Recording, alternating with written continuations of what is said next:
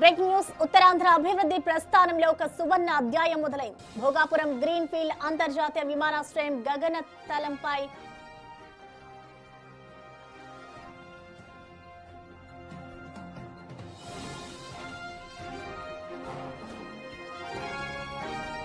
ఉత్తరాంధ్ర అభివృద్ధి ప్రస్థానంలో ఒక సువర్ణ అధ్యాయం మొదలైంది. భోగాపురం గ్రీన్ ఫీల్డ్ అంతర్జాతీయ విమానాశ్రయం గగనతలంపై తొలిసారి విమానం ల్యాండ్ అయింది. కేంద్ర విమానయాన శాఖ మంత్రి రామ్మోహన్ నాయుడు స్వయంగా ఆ విమానంలో ప్రయాణించి భోగాపురం గెడ్డపై ల్యాండ్ అయ్యారు.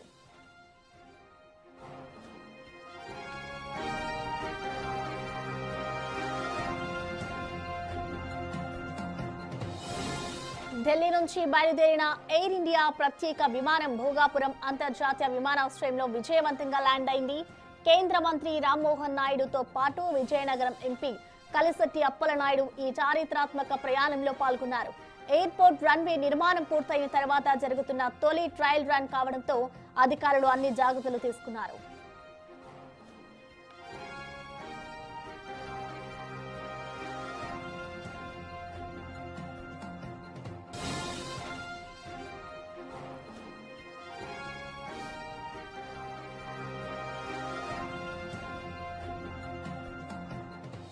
.8 కిలోమీటర్ల పొడవైన ఈ రన్వేపై భారీ విమానాలు సైతం ల్యాండ్ అవ్వొచ్చని నేటి ట్రయల్ రన్ నిరూపించింది. ఈ విజయంతో ఉత్తరాంధ్ర ప్రజల చిరకాల స్వప్నం సాకారం కావడానికి మరో అడుగు దగ్గర పడింది. 1600 kilometers from there, which will be covered in 1 hour and 50 minutes once you get there. Important role in strengthening the aviation ecosystem and advancing the industry towards new horizons. On behalf of entire good morning, ladies and gentlemen, this is the Captain Abhinav Agarwal from Flight. On behalf of my crew, I would like to welcome all of you on board Air India flight 3198 to Delhi to Bhogapuram. En route distance to Bhogapuram is roughly about 1600 kilometers from there, which will be covered in 1 hour and 50 minutes once you get there. Important role in strengthening the aviation ecosystem and advancing the industry towards new horizons.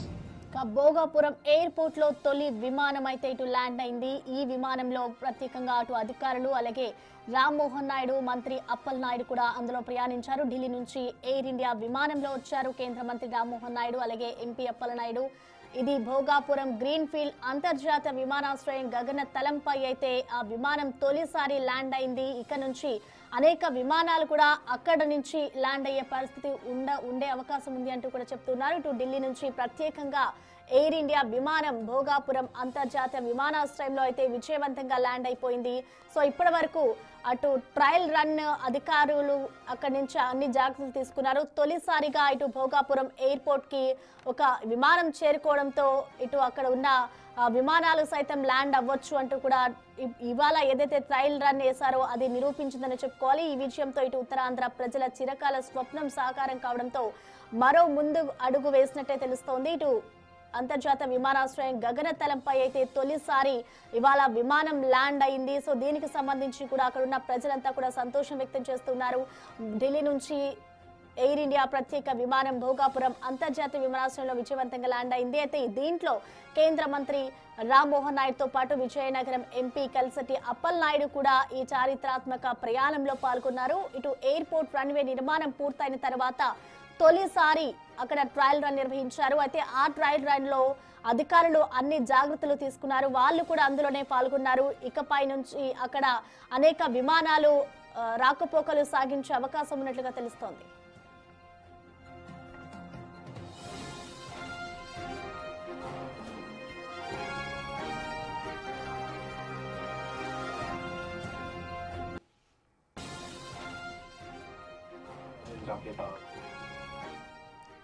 Uttarandhra అభివృద్ధి ప్రస్థానంలో ఒక సువర్ణ అధ్యాయం మొదలైంది. Bhogapuram green field అంతర్జాతీయ విమానాశ్రయం గగనతలంపై తొలిసారి విమానం అయితే ల్యాండ్ అయిపోయింది. అయితే ఈ విమానయాన శాఖ దీనికి సంబంధించి కేంద్ర విమానయాన శాఖ మంత్రి రామ్మోహన్ నాయుడు స్వయంగా ఆ విమానంలో ప్రయాణించి ఆయన భోగాపురం గెడ్డపై అయితే ల్యాండ్ అయ్యారు. ఇక ఢిల్లీ నుంచి ప్రత్యేకంగా ఎయిర్ ఇండియా విమానం భోగాపురం అంతర్జాతీయ విమానాశ్రయంలోకి విజయవంతంగా ల్యాండ్ అయిపోయింది. ఈ విమానంలో కేంద్ర మంత్రి రామ్మోహన్ నాయుడుతో పాటు విజయనగరం ఎంపీ కలిశెట్టి అప్పల్ నాయుడు కూడా ప్రయాణంలో పాల్గొన్నారు. On behalf of my crew, I would like to welcome all of you on board Air India flight 3198 to Delhi to Bhogapuram. దీనిపై మరింత సమాచారాన్ని మా ప్రతినిధి శివశంకర్ అందిస్తారు. శివశంకర్. ప్రసన్న అనుకున్న సమయానికి భోగపురం అంతర్జాతీయ విమానాశ్రయంలో ఎయిర్ ఇండియా విమానం ల్యాండ్ అయింది. ఎయిర్ ఇండియా విమానం ఢిల్లీ నుంచి డైరెక్ట్ గా భోగపురం విమానాశ్రయానికి రావడం జరిగింది. అయితే ఈ విమానంలో కేంద్ర మంత్రి రామ్మోహన్ నాయుడు, అదేవిధంగా లోకల్ విజయనగరం ఎంపీ కలిసి అప్పలనాయుడు కూడా ప్రయాణించి రావడం జరిగింది. ప్రస్తుతం అయితే టెర్మినల్ దగ్గర మనకి ఈ విమానం అనేది ప్రస్తుతం ఆగింది. మొత్తం చూసుకొచ్చు సుమారు 3.8 కిలోమీటర్ రన్వే నిర్మించారు. అయితే రన్వే కావచ్చు, అదేవిధంగా మొత్తం ఎయిర్పోర్ట్ యొక్క కండిషన్స్ తెలుసుకోవడానికి ముందుగా ఈ యొక్క టెస్ట్ ఫ్లైట్ అనేది టెస్ట్ ఫ్లైట్ అనేది ప్రయోగించాలని చెప్పుకోవచ్చు. ఎందుకంటే ఈ విమానం ట్రయల్ రన్ సక్సెస్ఫుల్ గా పూర్తయితే రేపు జూన్ జూలైలో అన్ని విమానయాన సంస్థతో మాట్లాడి కూడా ఇక్కడ నుంచి సర్వీసులు స్టార్ట్ చేయడానికి అయితే ప్రభుత్వం ప్రణాళిక చేస్తుంది. ప్రణాళికలో భాగంగానే ఈ రోజు ట్రయల్ రన్ అయితే కంప్లీట్ అయిందని చెప్పుకోవచ్చు. ఎందుకంటే ప్రస్తుతం విమానం చాలా సేఫ్ గా ల్యాండ్ అయింది. మరి టేక్ ఆఫ్ అయినప్పుడు ఏ విధంగా ఉంటుందో చూసుకోవచ్చు. ఎందుకంటే అత్యంత అధునాతనమైన టెక్నాలజీతో ఇండియాలోనే లేనటువంటి ఇంకా మంచి అప్డేటెడ్ టెక్నాలజీతో అయితే ఈ భోగాపురం ఎయిర్పోర్ట్ అనేది నిర్మించడం జరిగింది. కాబట్టి ఎంత పెద్ద విమానాలైనా సరే బోయింగ్ కావచ్చు, అదేవిధంగా ఎయిర్ బస్ విమానాలు కూడా ఇక్కడికి వచ్చి ల్యాండ్ అవడానికి చాలా అనుకూలమైన వాతావరణంగా చెప్పుకోవచ్చు. అంత గొప్ప రన్వేను కూడా నిర్మించారు. అదేవిధంగా అటు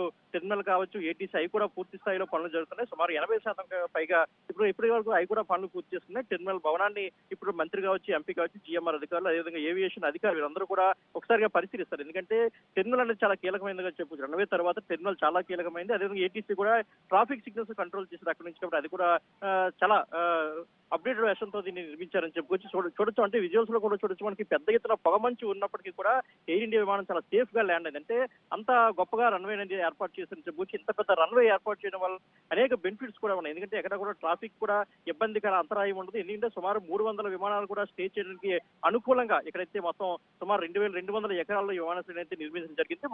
మొదటి ఏడాదిలో సుమారు 60 లక్షల మంది ప్రయాణించేలా ప్రణాళిక రచించారు. అదే భవిష్యత్తులో సుమారు అంటే ఒకే సంవత్సరంలో సుమారు 2 కోట్ల మంది కూడా ప్రయాణించి వీలున్నట్లుగా ప్రణాళికలు రచిస్తున్నారు. ఆ పనులు కూడా చకచకా జరుగుతున్నాయని చెప్పొచ్చు. ఇప్పటికే మనకి ఎయిర్పోర్ట్ పనులు సుమారు 92% పైగా పూర్తయి, మిగతా 8% పనులు కూడా ఇంకొక 2-3 నెలల్లో పూర్తయ్యే అవకాశం చాలా స్పష్టంగా కనిపిస్తుంది. ప్రసన్న.